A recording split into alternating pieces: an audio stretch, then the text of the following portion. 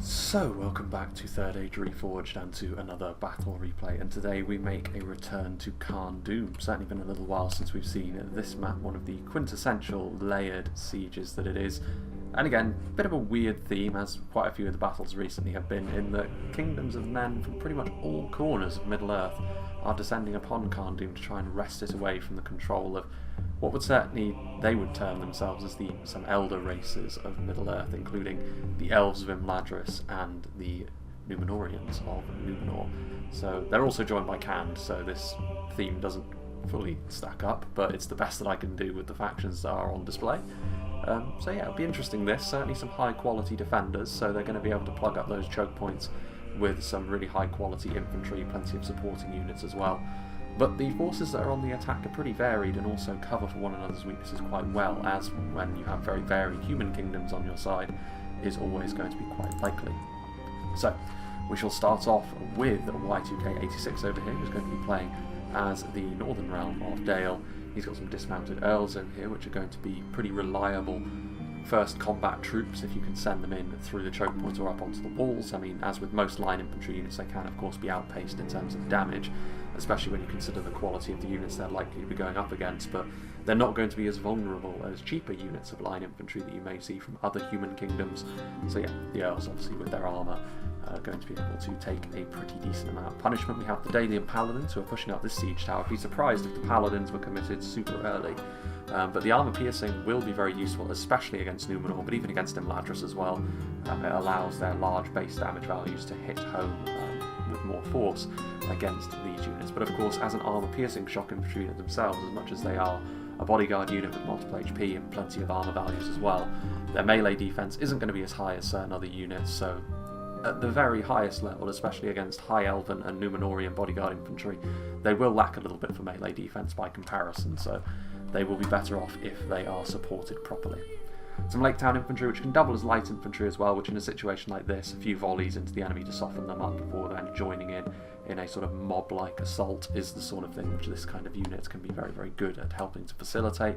They're going to be pushing up the rams as well. A third ram, interestingly enough, so certainly not lacking for siege equipment here, Y2K. He's got a unit of lumbermen, very low defensive values both in terms of armour and melee defense, but they are very cheap and they do offer a pretty decent level of damage for the cost that you get them for. And once again, of course, they are armour piercing, which will be useful in a battle like this. The catapult, you can of course peel off some of the walls on the outer defences of CARN DUM, but failing that, the catapult can also be used to pretty good effect on certain angles for the attacking armies. If the defenders choose to dig in on the hills in particular, a catapult can be devastating, but if the defenders position themselves in such a way that the catapult can't easily hit them, this may actually prove to be a little bit more of a waste of money than Y2K was hoping for, but that all depends more on what the defenders do than what the attackers do. There's only so much you can do positionally with artillery after all. Barding Herd, which make for pretty much the best backstop for a unit of Earls of Dale, this sort of classic higher cost Dalian frontline that you can put on. You've got obviously both of the units are very good in terms of their armour values, but the Earls are shielded, going to be more about a decent base damage but more of a defensive unit. The armour piercing damage that the Barding Herd offer, as well as having a phalanx, is a very good combination. Of course, pikes can be a bit of a problem to keep them at arm's length, but even then, both of those units have got good enough armour values to the point where the pike's going to do damage to them very slowly, and you can look for other means to compromise your enemy's front line. Dalian spearmen are here in numbers as well. Doesn't look like they've got the armour upgrade, but they don't necessarily need it. They're just going to be here for their numbers. They're not going to be as effective in close quarters combat as the Earls of Dale in front of them are, but they are more numerous. Spears, of course, have got decent defensive values for what they are, and Dale ultimately are going to be a little bit more helpful to their team, being more of a defensive force with their mid to high tier units in comparison to some of their allies. And they also have some Blackshot Dragon Slayers for that armour piercing ranged damage. Speaking of armour piercing, the player who sent me this battle replay is the Mark of the Knights, so good thanking him. He's playing as Rhun, who certainly don't lack for armour piercing, in much the same way as the Barding Herd we've already seen. We can see the Gambrim Halberdiers that have got decent defensive values, not quite as good as the Dalian Halberdier, but you very often see the Gambrim in higher numbers, so that is kind of the trade-off that you have there. And Rhun have got a bigger emphasis on this kind of unit anyway, being armour piercing.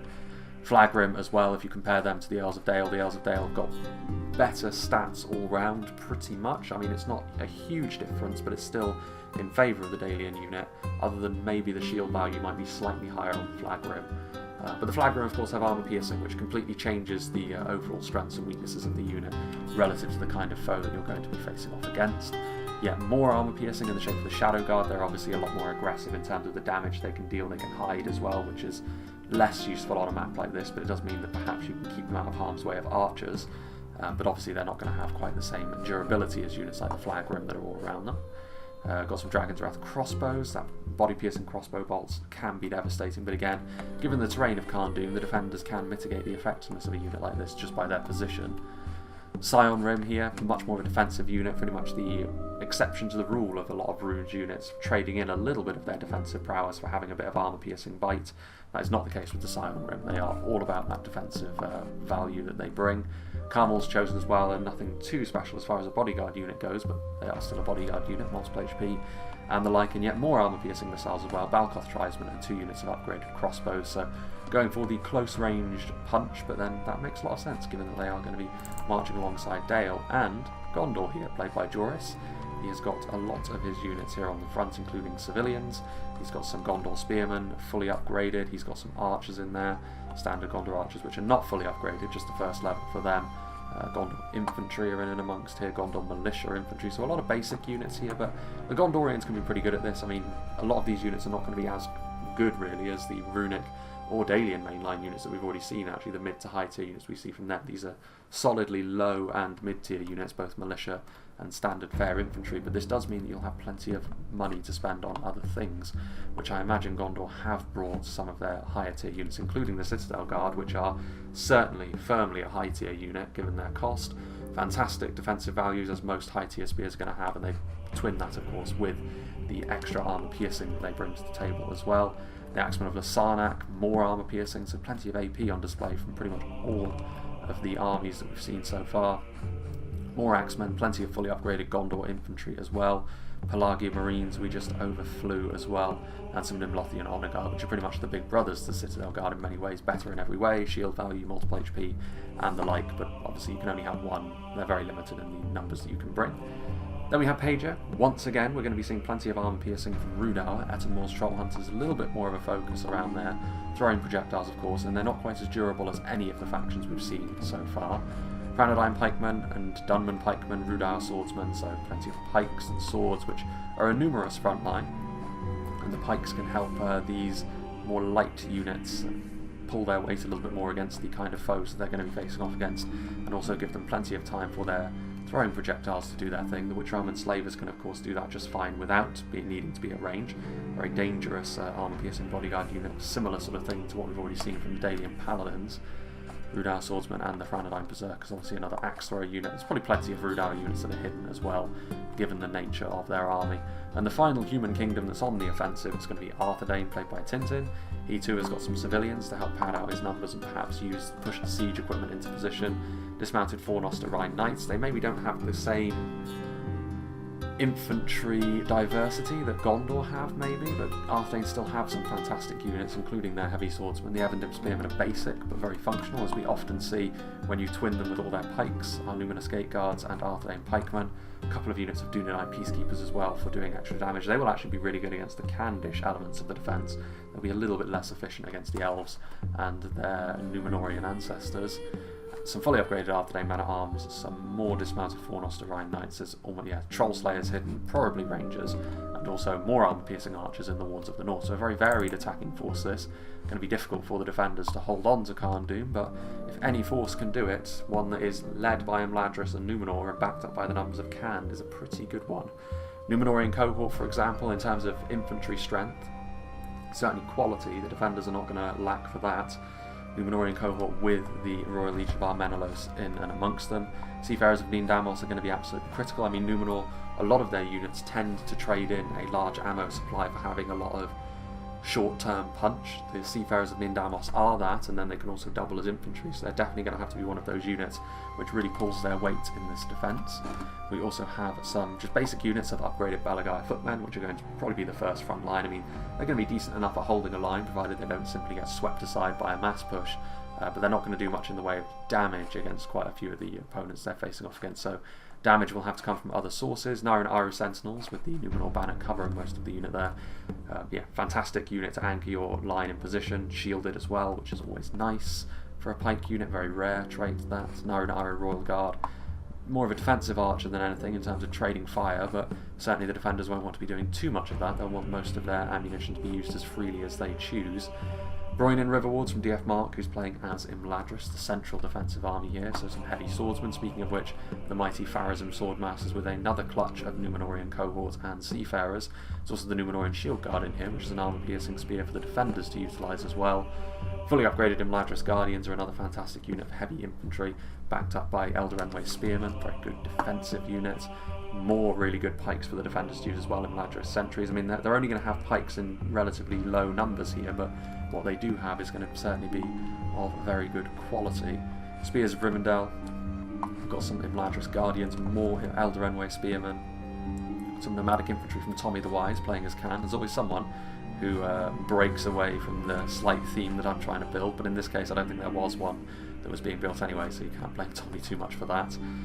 Imladris Sentinels is an interesting choice. I mean, they're going to have to sally forward. There isn't really anything from the attackers, though, which is going to be built for trying to stop a sally out. It's just a matter of if the attackers can occupy the bridges just outside the main gates to prevent cavalry from moving out in the first place, in which case a unit like this is going to be questionable at best. Brotherhood of the Axe and Spear, plenty of money for CARN to play with here, so they're going to have plenty of their Brotherhood units, indeed they do. Brotherhood of the Sword, we've got some Brotherhood of the Shadows as well. Nurad Footmen and Halberds forming up a decent clutch of infantry here. Nomadic Marauders, some Brotherhood of the Shadows again, plenty of Brotherhood units. I mean, Brotherhood of the Sword are really good in terms of their defensive values. They don't have a shield, but that may not be all that important, provided they don't allow the attackers to get archers into a good position to shoot instantly. They could end up being a really good supporting tool for the armour-piercing bulwark, which we know CARN's infantry can be. And then obviously Brotherhood of the Axe and Spear, certainly the two ends of the spectrum in terms of aggressive and defensive units. Nomadic Marauders, more infantry. We've actually got some Variag Cataphracts as well. So this is obviously CARN. We actually very rarely see a lot of CARN's cavalry given the state of Reforged meta as it stands, but as it pertains to cavalry. But the Variag Cataphracts are a bit of an exception there. Very similar in many ways, not only in terms of their horses barding, but in terms of their functionality, something like the Cardinal's Dragon Knights, which we can often see from Rhun. But no such opponent is there for them today. They could end up being a very important unit for the defenders indeed. Nurad Stormguard, we know what they're all about, of course. And then finally, the last few units are going to be from the elves up here. Archers of Rivendell, Noritino Warriors, Eldarenway Archers, and God Halim. The full gamut of Imladris' ranged corps. They may not be as archer-focused as the other elven factions in the game, but they can certainly still lay on a very good ranged presence. More Imladris sentries, so another unit of high-tier pikes. Pharazim Nobles as well, actually, from Numenor, so plenty of cavalry for the defenders. They could use them really well, but it could also be a horrible waste given the amount of resources they poured into these three units. Yeah, very expensive indeed. Gwathi Myrdain, Eldarenway Swordmasters, we've got some Gwathi Arthedain. Unsurprising to see all the bodyguard units here, sometimes in more than just one number. And then also some Trebuchet here, which is ready to bombard the Rhudaur and Arthedain position. But yes, I don't imagine there'll be too much of a cut here because of how close a lot of the initial attacking armies are, in spite of the fact that Dale's quite a long way away. So without further ado, let's get this show on the road. So not really a huge cut needed here, as it does look as though all of the attacking armies are going to be getting down to business to a certain extent anyway, right from the start here, with some civilians pushing up the Ram of Gondor, and then several siege towers also making their way in position. You can only use 2 of these on the walls, but I guess you can also use the rest for cover against the arrow towers, which are another factor that you do need to take into account on this map, considering the potential danger that they can be. There's also the sallying forth of the cavalry, which is also wise, because you do need to get them out of there before the bridges can be effectively blocked. And it does look as though the Variag Cataphracts are going to be able to manage that, and there is also going to be the following out of another unit of cavalry as well, the Imladris Sentinels. Are they going to sandwich them?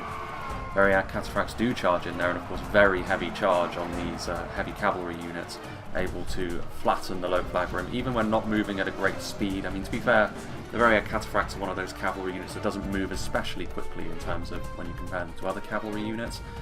The Imladris Sentinels themselves can continue to move back and forth to completely demolish this single unit of flag rim here, which armor-piercing infantry could be a danger to the defenders later on, so being able to deal with them quickly now is going to be a good thing. The sentinels there do manage to get their lances down, and that is surely going to be the end of that flag rim unit. The central gate falls. I much prefer it, I have to say, when a siege battle does include a cavalry sally out like this, because it means that the usual very slow start to a siege where the attackers have to set themselves up into a position doesn't necessarily exist. This is pretty good though from Rhun. They have noticed the danger and now have several units of Gamprim effectively blocking off the area. I suppose you could try and squeeze around or through units that are this thinly spread, but it's not really worth it when you consider the losses that especially a unit that's expensive, such as the Cataphracts, would likely take. So they're going to have to try and maybe retreat and then try a different approach. They've already managed to deal with one unit of runic infantry effectively for free. They didn't really take that much in the way of losses, so that is all good. The longer that these Gondorian units stay here, of course, the more that the arrow towers are going to have some kind of impact there. The Pharaohs and nobles going back across the gatehouse there. Not going to move out to charge into the civilians, despite the fact they would be very successful at doing so, but they have other targets on their mind, perhaps, as we cast our gaze over towards two of the petty kingdoms of Arnor in Arthedain and Rhudaur. They could go after civilians over here as well. They'd be a little bit reckless to maybe go into even basic spears like this. Efficiency is the name of the game when you're playing as the defenders, when you're vastly outnumbered, such as this, especially when you're dealing with very high quality armies such as Numenor and Imladris. You cannot be quite so gung-ho with some of your units. That's why I'm not too expectant of any sort of sally out other than the cavalry units, speaking of which we have the sentinels over here. Moving back into the gates, no way through the runic halberdiers. And Gondor starting to move up here. I mean, the Gondor militia infantry is going to get absolutely dusted by a unit of upgraded Imladris Guardians, but are they actually going to do so? It does look as though they are, which is interesting. I mean, again, Gondor, unlike the two gates on the side, which are going to have two armies, Gondor will have to make do purely on their own. That may prove to be a bit of a problem yet. Out come the Imladris Sentinels. Lances down, and they will charge into the civilians. They were moving backwards and they were a little bit scattered, so that isn't going to be the most devastating of charges, and they do need to get out there quickly. Otherwise, the Gondor Spearmen will have a pretty negative impact on the Sentinels, but now they can of course go back and start picking off the Gondor militia infantry. None of these targets are especially high quality, but you're still going to be whittling away at this manpower, and also, you know, this is how you need to use your cavalry. You need to be a little bit risky with them, perhaps, here in the early stages, because if you leave them till the end, that is a valid idea, but you need to still be in the fight by then. If you've been overwhelmed in the other layers, then your cavalry is going to be next to useless, and investing that much money in it will have proven to be all for naught. So again, not devastating them in the same way as the Loke Flag Rim, but this is still a decent amount of Gondor militia infantry that have fallen. A few Elven riders, however, are getting caught in and amongst them, which is another risk that you take when utilising cavalry. Cataphracts moving back within the walls, and of course the longer they stay outside the walls, as I've already mentioned, the more these arrow towers are going to have an impact. They're not going to do damage quickly, but over time, if you loiter beneath their gaze for too long. Arthedain civilians battering through the gates, the waiting Numenor spears just in behind them. That was the sounds of battle, was it not? More professional Gondor soldiery now moving forward. And actually, now that I think about it, Rhun looking to move forward once again, but once again they're having to move backwards. The flag rim pushing up the siege towers ever closer, but the Cataphracts forcing them back. At least they've moved forward the Gamprim as well to block off a narrower passage in. So Rhun so far, I mean, to be fair, Dale only just arriving now, Y2K having a larger distance to cover with Dale's spearmen. It'll be a little bit easier perhaps to deal with runic cavalry in a more dynamic fashion than you can with Pollard. You know, this Gondor militia is getting absolutely demolished by Imladris Guardians, as you would expect. So yeah, more of the Gondorian manpower slowly falls away. The twang of the bowstrings from the arrow towers continues, and over here as well, quite a bit of it I should say, is probably being blocked by the arrow towers so far, but Rhudaur presumably trying to set up their arrow towers on these walls. Dunman, Spearmen and civilians so far, so still not exactly the cream of the crop in terms of the units that Arthedain and Rhudaur are sending forward. That moment will come. And I imagine that when they do decide to attack, it will be in substantial force, because I mean 35k frames is decent for a siege battle, but for a 5v3 we have seen longer ones, and CARN DUM has got its layers as well, so something else to consider. Moving forward we have the Brotherhood of the Shadows moving in. Looks as though they did manage to get at least one volley off into the camp. Nothing too devastating, but still. Good hit and run here from CARN, I have to say. Making life far more awkward for the runic advance than it otherwise would have been. The Cataphracts once again trying their hand at hit and running, as well as the Brotherhood of the Shadows, but I think with this kind of runic advance they may very well, as soon as they've taken a few more volleys, they will then retreat back inside the gate and make it a more standard defence, but yeah, more of the halberdiers falling away, and halberdiers are the sort of thing that you don't want to see in the late game. Polearms with armour piercing.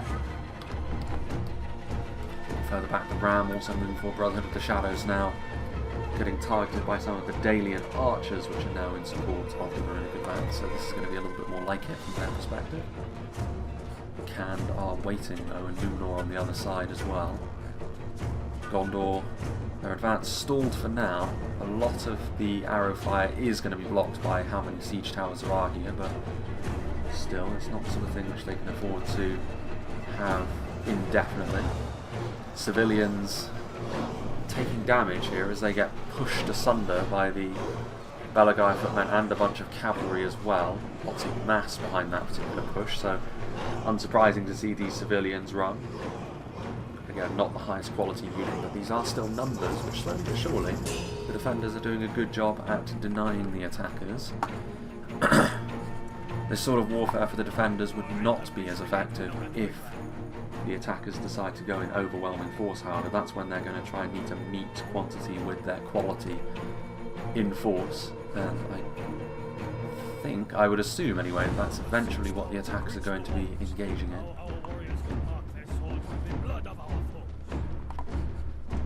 Yes, that is true.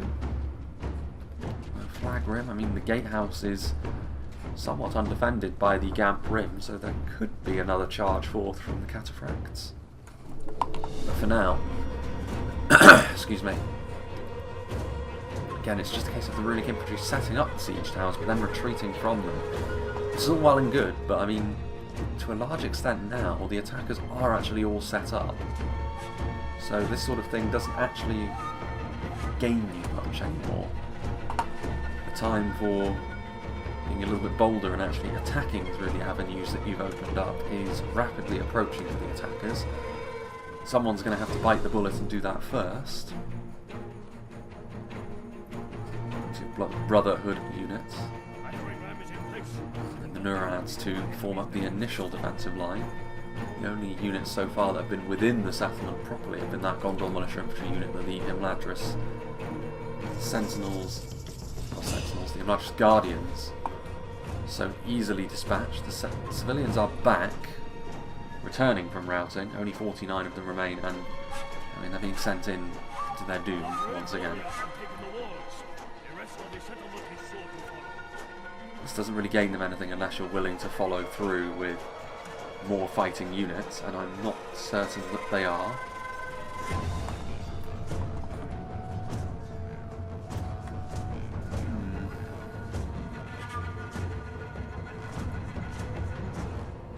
Belagai footmen could move forwards.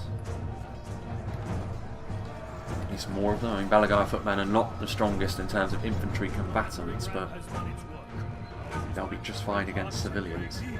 Not the strongest infantry combatants in terms of their attacking potential anyway, they're just fine when it comes to their defensive abilities for the tier of unit that they are. Yeah, and completely unsurprising that that didn't really come to anything in the end. Still nothing from a Gondorian perspective, but then I would expect it least of all from them, seeing as they are flying solo essentially.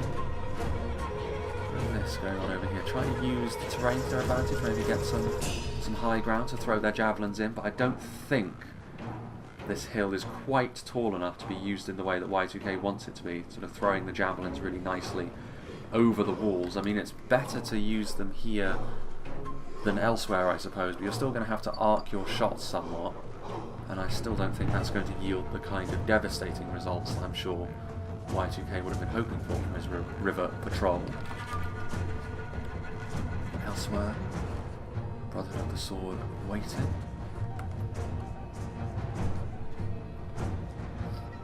Still the arrow fire comes.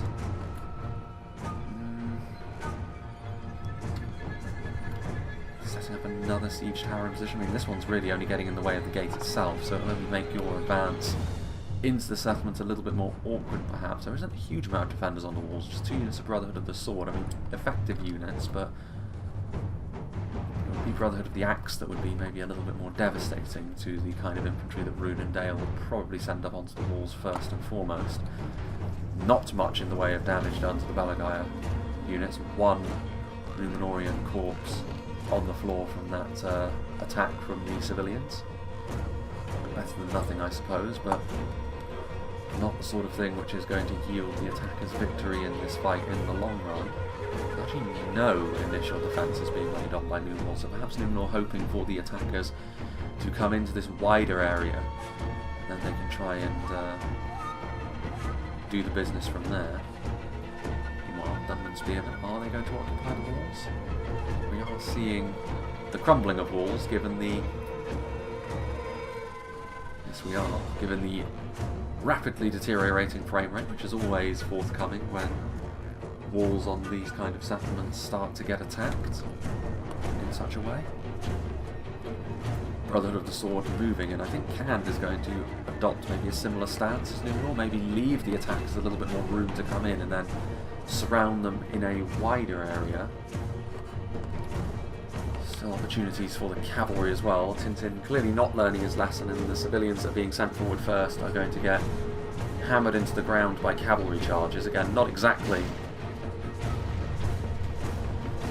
the most important unit, but it's still numbers which they're effectively losing for free as the wall does fall. Again, unsurprisingly, those civilians rout with almost immediate effect. And this is a little bit more like it as far as the first wave goes. They should have been sent in first, I think, the Arthedain spearmen, because they would be far less susceptible to cavalry charges. And then you can send the civilians in behind them just to shore them up in terms of numbers. It's certainly not an effective front line in terms of killing power, but it's numerous and it will at least get you going as far as the assault goes, whereas the civilians have certainly not managed that thus far. Further back, Seafarers of Nindamos waiting. I mean, spear to spear, the Balagaya footmen are still the superior unit in that regard, but there are more Evendim spearmen, and with the armour upgrade, it may be that even the Balagaya units can't actually do the damage necessary to the Evendims. The cavalry support should still make it that the Numenorian spear unit wins this particular battle, but we shall see. Any news from the Gondorian front? Well, kind of. It does look as though they are going to... That's an interesting little glitch there, as the Gondor militia infantry are hovering in mid-air, but when the siege towers do open, that will be another unit that the Imladris Guardians presumably will attack, although they are leaving this wall now for the Gondorians to claim, which is a little bit questionable. Another sally forth from the very cataphracts, although again, is that wise given the presence now of those Dalian spears I was mentioning?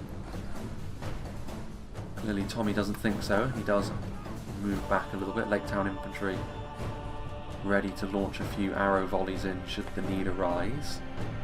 The longer that the attackers stay here, the more that these arrow towers are going to have an impact. Camel's Shadow Guard moving up with the arrow towers. They're going to just move in to try and plug the gap again. I don't really know what the value of that is. Yeah, now Brotherhood of the Shadows moving in. Getting into a position where they can utilise their throwing projectiles. I think going after the Gamphrim again, and any collateral damage can be inflicted upon the Dalian spearmen. But this is another example really of the longer the attackers choose to loiter, the more unnecessary casualties they're going to be taking. Yeah, they are trying to plug up those arrow towers to give themselves the little bit more free rein perhaps to loiter to their heart's content. Again, eventually you're going to have to move in, so the effort you expend actually doing that is somewhat questionable in my opinion. More Avondham spearmen, some Dunman spearmen. I don't know if these seafarers of Numenor have used their ammunition yet, but regardless, they and a unit of Belagaya footmen are going to surround and destroy this little pocket of Arthedainian resistance. And over here, you know, the Dunman spearmen, of course, don't have the advantage of armour that the Avondham spearmen do, so more the kind of foe that the Belagaya footmen will actually enjoy facing. Elsewhere, still the vast bulk of the defending strength hasn't been committed. The same can be said of the attackers as well, but it's kind of incumbent on the attackers to make the defenders commit their resources. Yeah, not a great idea maybe to charge into those spears. They may not be set fully, but the cataphracts can be used far more efficiently than against spears. Yeah, they are blocking. I mean, it's a good idea, I suppose, but it's just taken them a little while to actually do this. And ultimately, now that they've done so, I mean, as soon as they move into the settlement, the arrow towers will not be attacking from this angle, so as neat as it is to see the attackers take into account the potential danger of the arrow towers, it's been a little bit too slow in getting to this point. And we're also getting to the point now where it's kind of defunct anyway, because they're going to be moving into the settlement. Brotherhood of the Shadows doing some damage to the Dalian spearmen. Elsewhere, now around to Brotherhood units, biding their time. Imladris Guardians, waiting for another wave from the Gondorians, but they are still content to bide their time for now.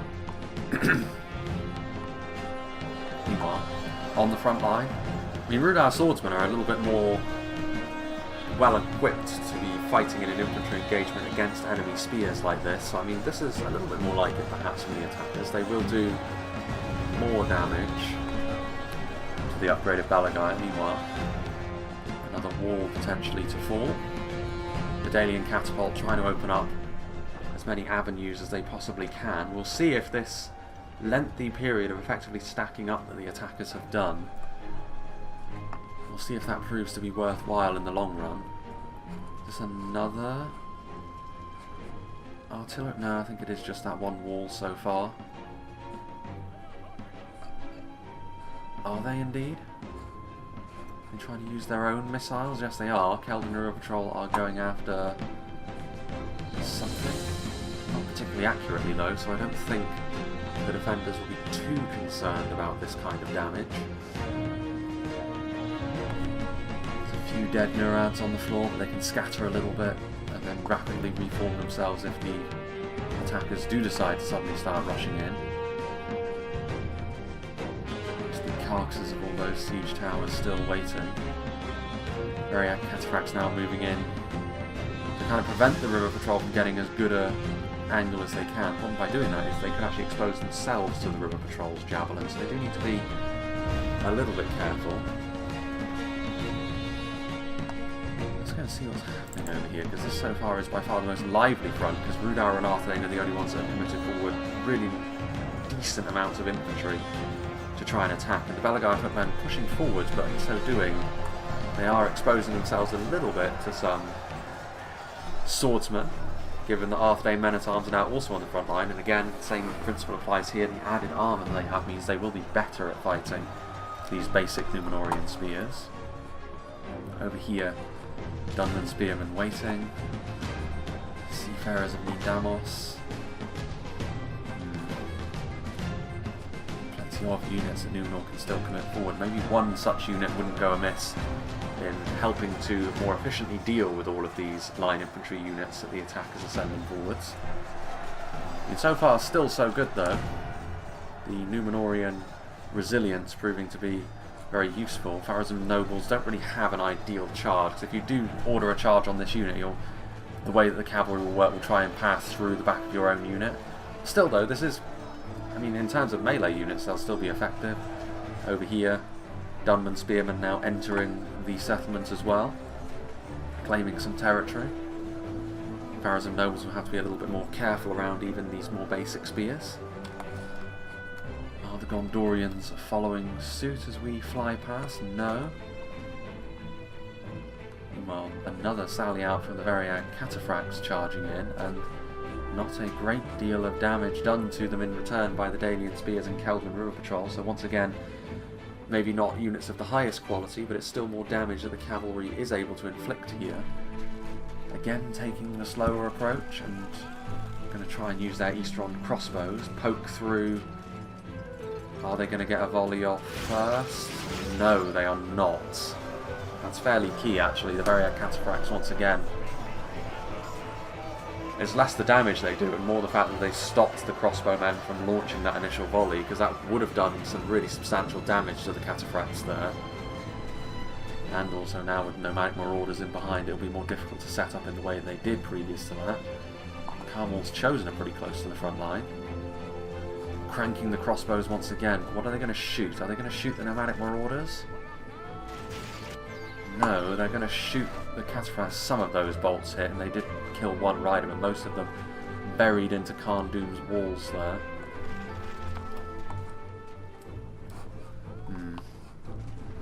Another charge from the cataphracts. This time primarily going after Lake Town infantry. So again, hoovering up those lower tier kills is the Candish cavalry.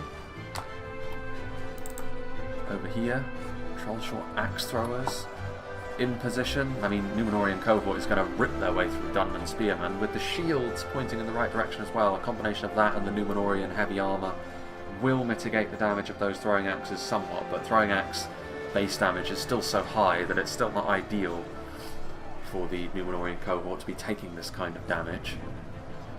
And there is some Arthedain man-at-arms starting to get through over here. Seafarers of Nindamos ready with javelins in hand, but they are going to get engaged in melee. If it's only with the scraps of units such as this, then they are still going to take losses. Not the sort of thing they need to be too concerned about. A little bit further back, Pharaohs and Nobles, Imladris Sentinels. Good opportunity now to charge in, certainly.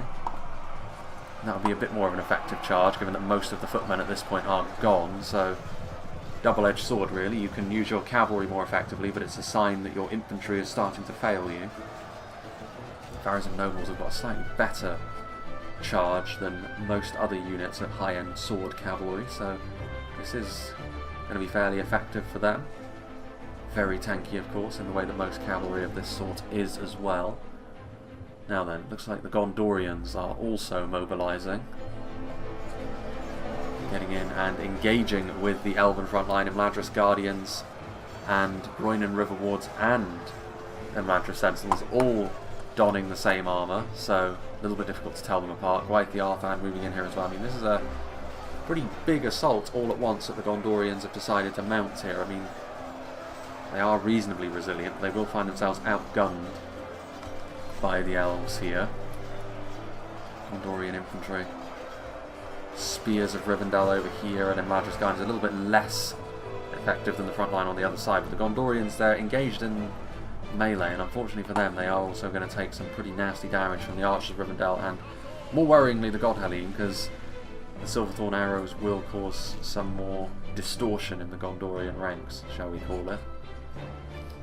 Still over here, Dale and Rhun are now dragging their heels a little bit. I mean, I was somewhat critical of this earlier on, but it's getting to the point now where you really need to be moving in. Your allies are starting to make their moves. You can't afford really to be the ones that are not doing so. Otherwise, you know, again, we've seen time and time again attackers lose battles based on not all sort of doing the same thing in unison.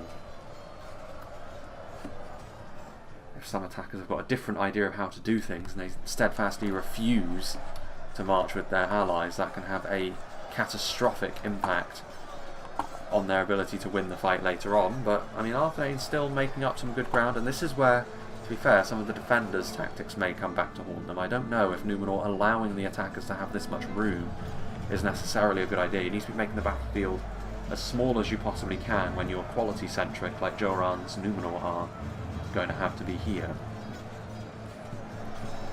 Also a little bit surprised to not see enemy missiles try to target down units like the Arthedain pikemen here.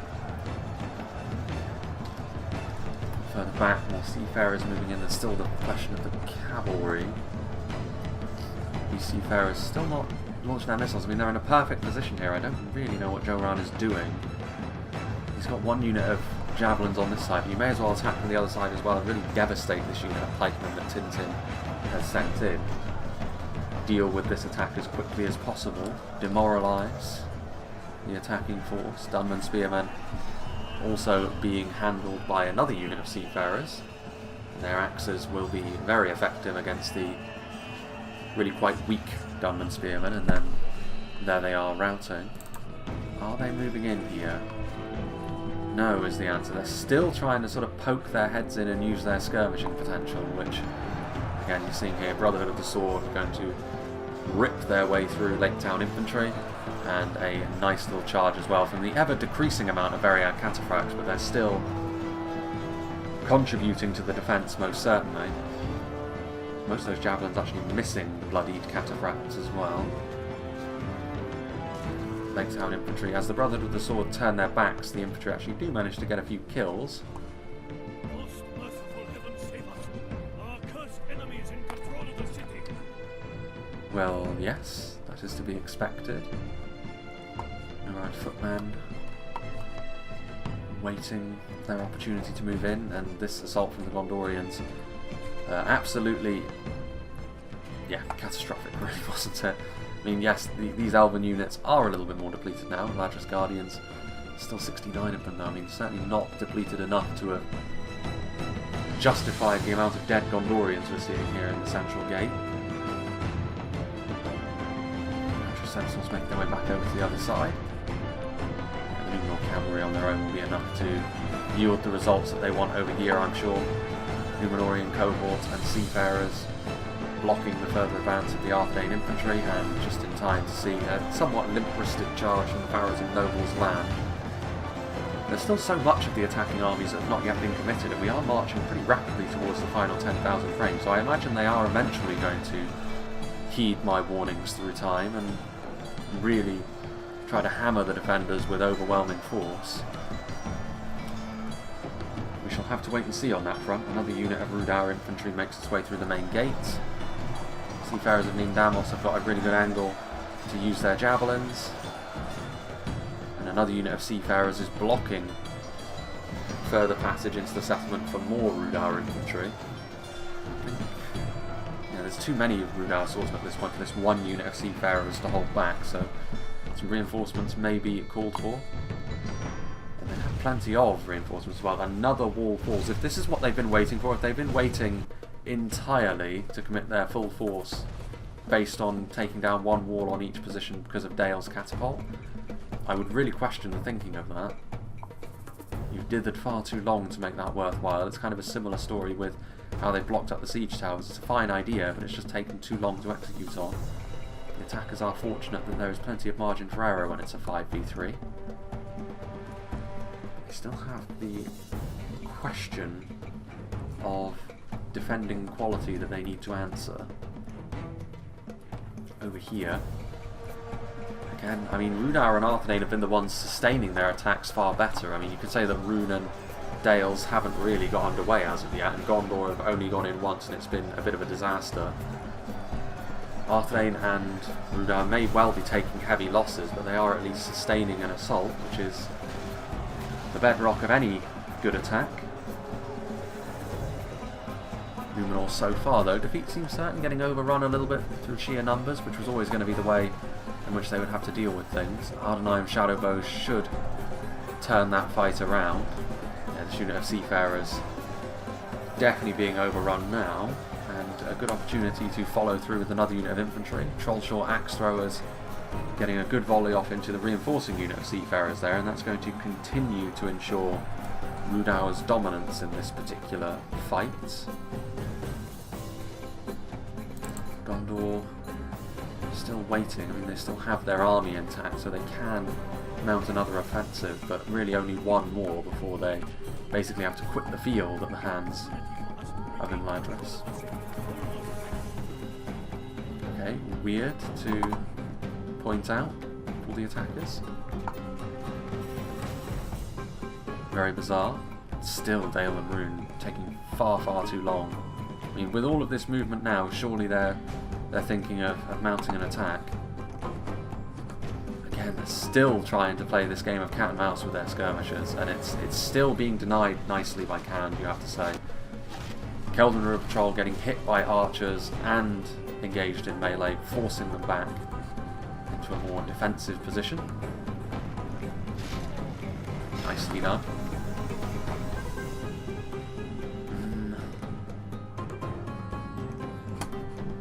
Spearmen further back. Nomadic infantry continue to launch some missiles downrange. Eastern crossbows still they're trying this.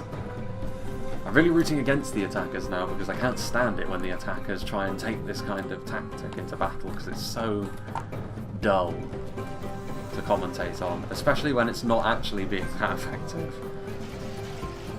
Variag Cataphracts being used once again to deny this unit of Eastron crossbowmen their volley. More of them fall by the wayside, more kills for the Variag Cataphracts to hoover up. Carmel's chosen moving forward to maybe try and do the business there, but Numenorian cohort moving forwards to try and help deal with the Rhudaur swordsmen, which were being fairly dominant against the seafarers, given how depleted they were, but elsewhere, Numenor's army still very much intact, and this attack has actually fallen apart, really. The Arthedain Rhudaur axis. Imladris Guardians. Nomadic Marauders over here as well. Pelagia Marines, Gondor trying to engage in the same kind of tactics that Dale and Rhun have been employing. Hasn't been too effective for them, but I don't think Gondor have got much choice really, because if they move in, Imladris are going to crush them underfoot again.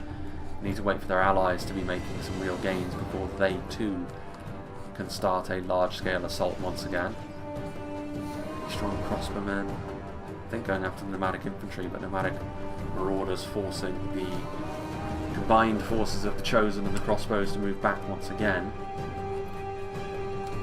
Keldon are right there. I don't know if they actually have any ammunition though, maybe even a red herring given that they've got their swords drawn.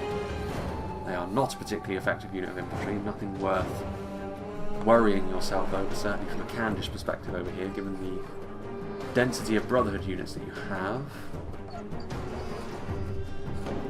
Some more javelin fire.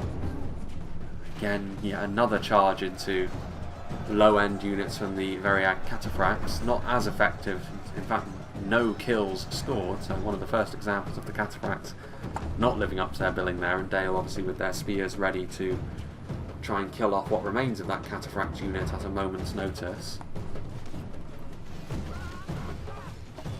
Nomadic infantry, archers of Rhudaur moving across what now as well to give a little bit of support to their Candish ally, given that maybe...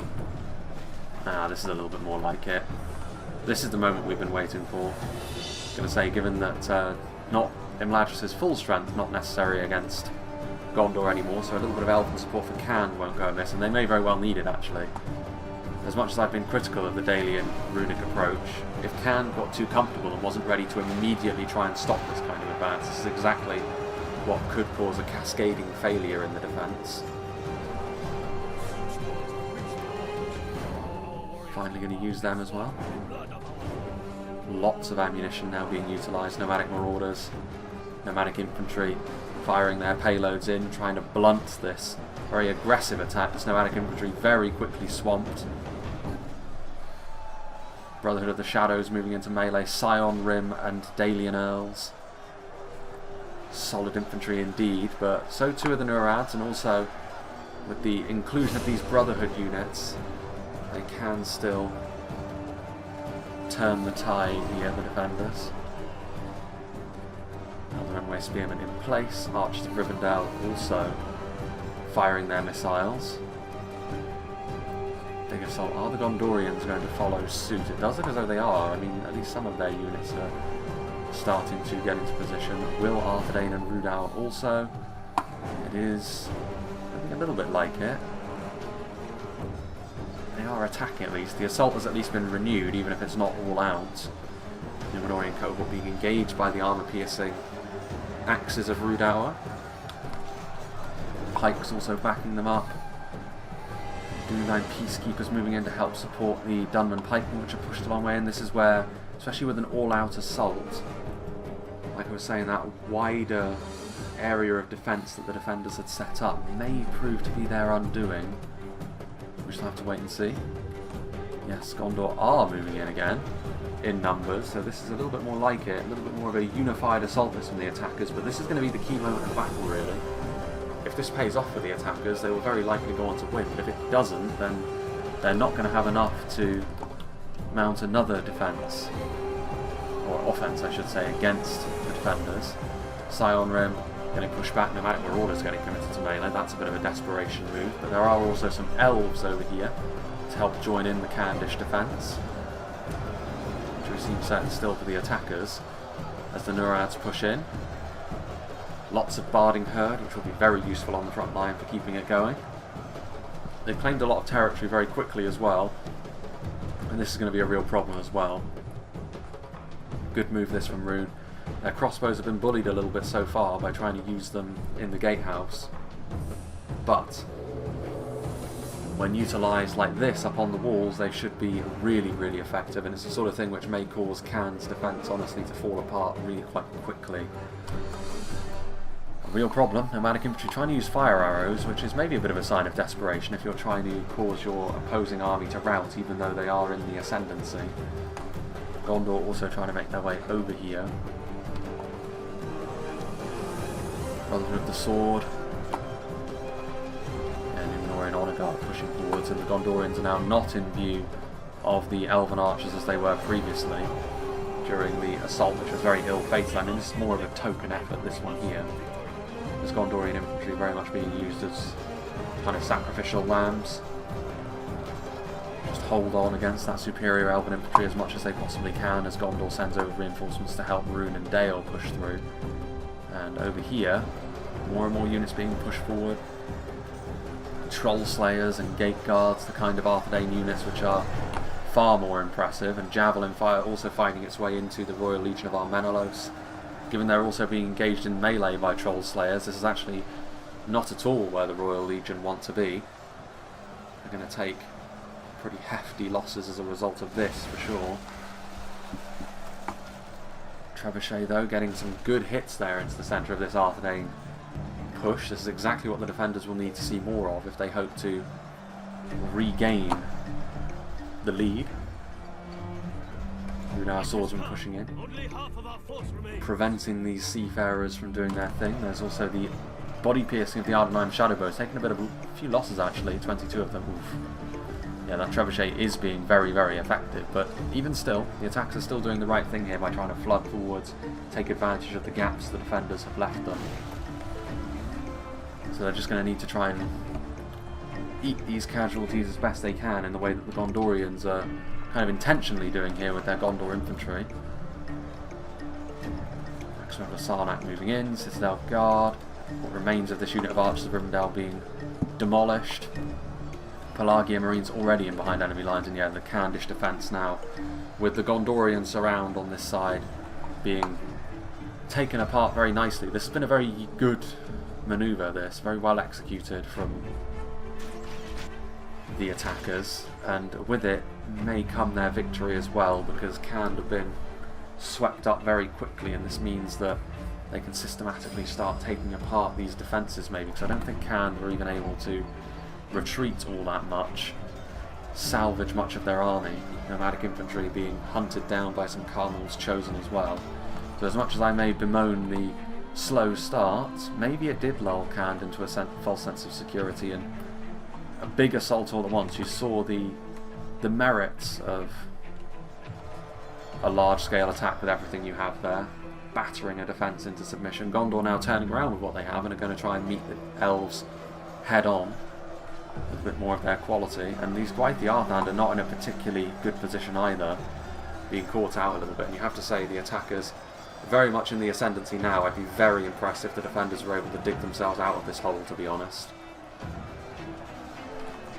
A little bit further back, Axemen of Lasarnak. Indeed, indeed. Gondor infantry. Victory seems certain. I find that difficult to believe. Rhun River wards retreating as well.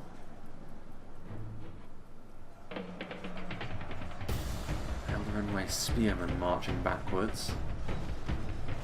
Armour-piercing arrows making their way through the enemy lines. So the wards of the north working to focus down the Naruna Aru Royal Guard, and Naruna Aru Royal Guard of course very resilient against most things, but armour-piercing arrows will deal with them quite efficiently. Numenor do seem to be, with the support of that trebuchet, actually pushing back against the Arthedain and Rhudaur assault, and I think that's because Arthedain and Rhudaur actually didn't commit everything forward all at once. There's still some Rhudaur elements out here which really should have been pushed in. So not going all in like Rhun and Dale did has proven to be a bit of a problem for the attacking forces over here. Now the armour-piercing arrow is trying to deal with the Sentinels, a unit of pikes which they would most certainly rather not be on the field for too much longer. Doing a good amount of damage as well. Rhudaur swordsman, victory seems certain. Victory is a distinct possibility for the 4 Ulster Rhine Knights.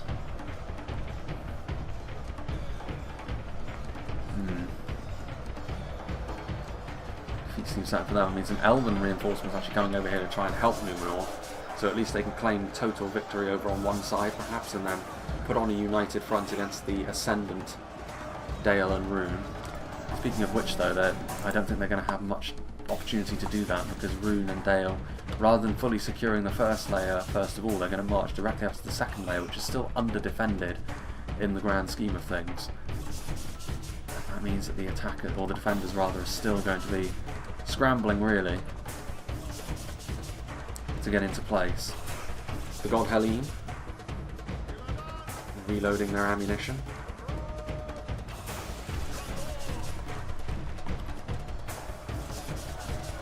Still doing damage to the Gondorian infantry, but Gondorians are now going to be able to overwhelm the Elven defenders that remain here at the central gate. The Imladris Guardians maybe going to try and get back into a more advantageous defensive position, but I mean, even in spite of the losses they're taking, the Gondorians aren't going to allow them to do that as they move forth. Meanwhile, are there still some Candish units down here? Some Brotherhood off Spear will be dealt with by Citadel Guard, but most of them are gone of course, and this still remains the biggest problem of all for the defenders. They really don't have the numbers to withstand this constant onslaught, this blitzkrieg really, which has sprouted from the Dale and Runic armies. They can inflict damage on them as they move forward, but Eldarenway archers getting picked apart as well. The combination of Eldarenway swordmasters and Imladris sentries is a scary front line to be sure, but Dalian paladins in the vanguard, plenty of good quality units in behind them, and through sheer numbers here the elves are going to be in for a bit of a painful time. Gwaith Arthedain moving in, trying to help shore things up for the time being. Actually, the elves holding on, but how long will that last? The unit of Eldarenway archers getting focused down. Arthedain warriors are here. Gondorians pushing up the hill now, so a bit of a forced march on here from Gondor. Lots of bloodied elves still in their way, and that will be canned. Completely gone from the field, on the receiving end of a really quite brutal attack. Ettenmore's troll hunters here, Numenor and Imladris throwing caution to the wind here and actually sallying out against the remnants of Rhudaur out here, which I'm not sure is going to go that well for them given the use of those troll hunters. That, I believe, would be the Numenorian general as they try to make their way up here against the Wardens of the North. Farazon falling as a result. I mean, morale shocks, not necessarily the most important thing for Numenor to have to worry about, but even still, it's a sign of how the battle is going, I suppose. Yeah, and wrapping around the lines is always going to be the problem.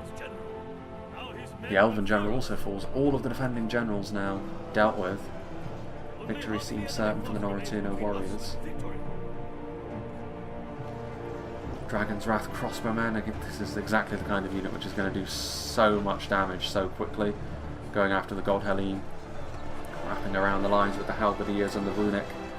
Line infantry still fighting valiantly, really, the Elves. This is a sign of how high quality the units they still have left are, but there is an inevitability to their demise at this point, given the constant nature of the advance. Celtic will patrol over here as well. Still some Elven units down here. Gondor electing partially at least to ignore them and just go straight up the hill. The Elves are now going to have to move in and try and deal with them. Some lumbermen in support from Dale. Yeah, it's going to be a question of numbers at this point. The defenders simply won't have enough. That quick strike was far too powerful for them. Only 4% the difference in terms of kills, but that gap will continue to widen, I would imagine, given that we are now basically in the dying embers of the fight. The defending armies in shambles. We still have some good quality units, I suppose. I mean, down here with Numenor, they have managed to claim de facto victory, really, against Arthedain and Rhudaur, and Gondor, to a large extent as well, would have been dealt with. So yeah, in spite of my complaining earlier on, if it was intentional to maybe play the slow game and lull them into a false sense of security, then it was masterfully done by Rhun and Dale. If it was more opportunistic, then it was still good play from them. God Helene moving into melee. Noritino warriors, of course, one of their main features is their ability to fight in melee. Is that Numenor admitting defeat? It is. That's a little bit unfortunate, really, but I guess there really is no salvaging this battle from a defending point of view now. As I was saying, Noritino warriors, one of their features is being good in melee, but when they're going up against something as accomplished as Scion Rhyn, it ain't going to end too well, unfortunately for them. A little further back, we've got these strong crossbows. Viking Mirdain defeat is almost a certainty. Only a military genius could win this battle, so here we can see the numbers finally taking their toll.